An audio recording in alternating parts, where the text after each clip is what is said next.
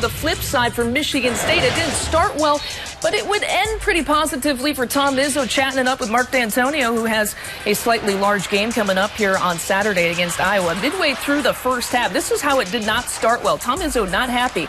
Damian Lee stealing the inbounds pass, one of his 4 first-half steals. Denzel Valentine then finds Aaron Harris for the alley-oop, but Spartans still trailed there. A couple minutes later, Quentin Snyder with the tip pass would eventually lob it to Donovan Mitchell. And Louisville was just rolling at that point in the first half. Final seconds of the first half, Costello finding Denzel Valentine. This is what you referenced earlier, Mike DeCourcy. I think I'm going with that one. I mean, there was just so much at work. And the thing was, we looked at it live and thought, it's got to be a travel, right? And it wasn't. He kept his balance. And, Sean, you said it, Michigan State fortunate to only be down 3 at the break. Second half we go. Damian Lee with another pick and finishing it off with style. It looks like Louisville's in control until, Sean, Bryn Forbes heats up a little bit from distance. They were able to space out Louisville a little bit on the defensive end of the floor. Nice dribbling the other way by Valentine to kick it over. And if you let Forbes get his feet set, the difference between his makes and misses tonight, Mike, as you and I were watching the ball game,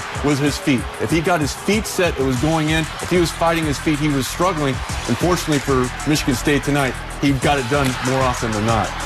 Sue-Ann Roback with the winners, and the answer to how they bounced back from the slow start was stops.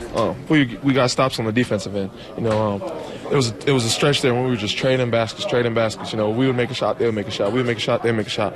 And finally, you know, we put together a couple stops, and we got a couple key baskets from Aaron, you know, Bryn and myself. And then after that, you know, we were grooving, and we just grinded out a win. They hit us with a pretty hard punch in the beginning. We didn't know what was going to happen, but we knew we would have to react quick to make a change. And I think we just stepped up, you know, showed how tough we can be. There's been a few games now that we haven't put 2 halves together. And I think the biggest thing is we need to learn how to put both halves together and play a full game of real basketball. So. They had us very stagnant, you know, and it was frustrating. But when we got the ball in the middle of that zone, then we hit Brent in the corner. He hit some nice things. What we didn't do tonight that we thought we'd score some buckets on, get our running game going. Boy, to win a game like that under the circumstances on a team that I thought played awfully well, and their guards shot the ball so well. I'm happy. I'm happy with my team because we've had a tough 2 weeks here, 16 days, and we played a lot of good teams and a lot of big games and traveled a lot. And Shazam, we're still here. Well, congratulations. Thanks, man.